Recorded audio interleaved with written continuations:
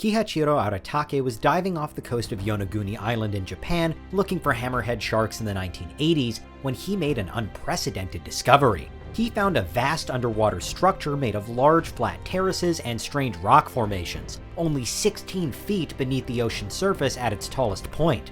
Until then, it had been undiscovered. Now it's one of the world's most captivating mysteries. This is Unveiled, and today we're answering the extraordinary question, what is the Yonaguni Monument? Are you a fiend for facts? Are you constantly curious? Then why not subscribe to Unveiled for more clips like this one, and ring the bell for more fascinating content. At first glance, the Yonaguni Monument looks as though it must have been built by human hands. It has steps, columns, roads, even sculptures and drawings, or hieroglyphs on the walls. Some even argue that it shows the remnants of an ancient stadium.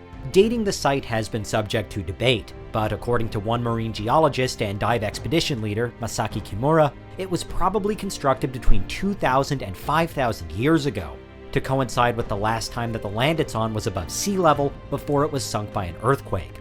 Nicknamed the Japanese Atlantis, the Yonaguni Monument, which is 165 feet long and 65 feet wide, is now thought by many to be a remnant of an ancient culture, in some ways similar to Stonehenge.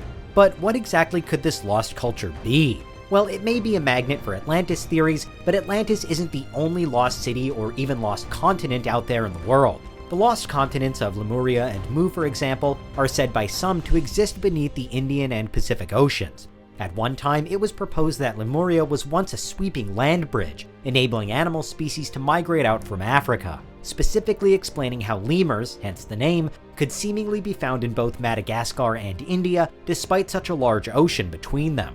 Ideas on Lemuria are now very outdated, but they did once serve as a genuine scientific theory on migration. Mu, though, has an even more contentious past, with little to no scientific thinking on where it should be or why it should be there. Today, it's widely billed as the product of 19th century pseudoscience, but in the eyes of some, it's another Atlantis candidate, and the Yonaguni Monument is evidence that Mu did once exist. For Mu hunters, Japan's underwater pyramid could be a relic of an ancient civilization, and there could be more sites just like it all over the ocean.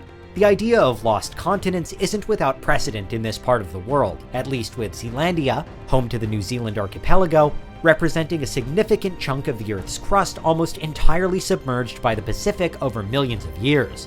But is the Yonaguni Monument really evidence of an ancient and long-lost entire civilization somewhere off the coast of Southeast Asia?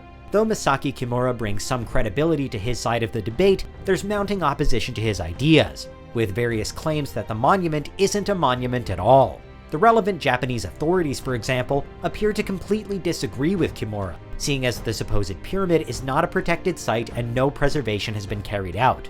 For them, and for many others, this underwater wonder is just a natural, if quirky, rock formation.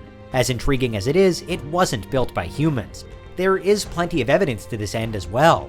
The Yonaguni Monument isn't made of separate carved bricks, for one thing. The terraces, sculptures, roads, and so on are all part of seemingly solid stretches of mud and sandstone, some dating back as far as 20 million years ago, way beyond Kimura's predicted timeline.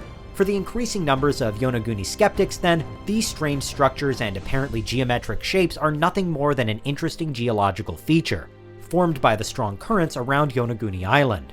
And the suggested hieroglyphs, the pictures on the walls, are just scratches. Quite how the sea has worked the monument into such an unusual shape is still very much up for debate, though. What we do know is that water is definitely capable of morphing a landscape in all kinds of astonishing ways. Coastal erosion, for example, is one factor in why continents and landmasses irrevocably change size and shape over long periods of time, while incredible natural landmarks like the Grand Canyon were also carved by water. Elsewhere, there's the Bimini Road Formation in the Bahamas, created by naturally forming limestone deposits.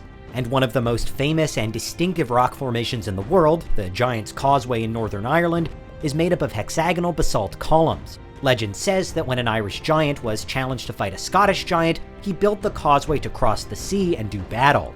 But these columns aren't actually wholly unique to this particular place on the map.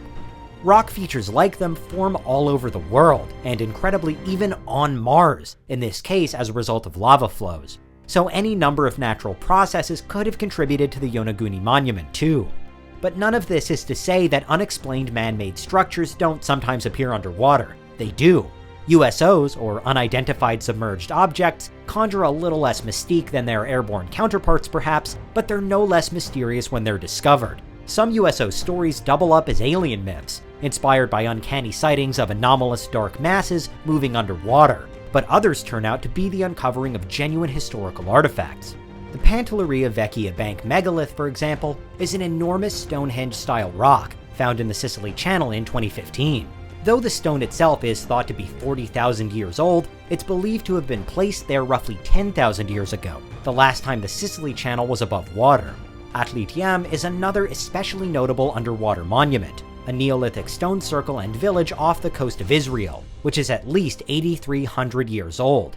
Both are evidence of ancient humans living in regions that have long since been submerged, and for one side of the Yonaguni Monument debate, it's impossible to rule out that the same might have happened off the coast of Japan. At present, the general scientific consensus is that it's a natural rock formation, but what do you think?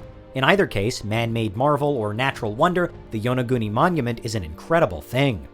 What do you think? Is there anything we missed? Let us know in the comments, check out these other clips from Unveiled, and make sure you subscribe and ring the bell for our latest content.